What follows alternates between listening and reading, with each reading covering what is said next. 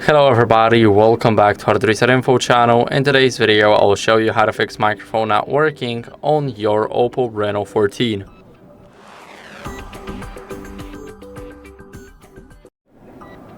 So first, what you guys need to do is clean the microphone port with a non-metallic tool. When you use something metallic, then you can only damage the port even more, and it can be very bad for your device. So use something non-metallic like a soft brush.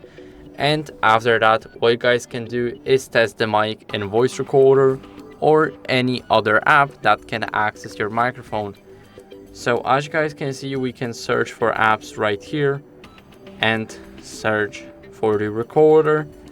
Now we can record our voice right here. So as you guys can see, it definitely works. We can see the sound waves moving. And now, if there's still some issues with your microphone, what you guys can do is update your software to fix any type of glitch like this. So go over to the settings. Now here you need to swipe down until you see system and update and go over to the software update. Now as you guys can see, it will check for updates automatically, and for me the version is up to date, but if yours isn't, then I recommend you guys updating it. It's very important.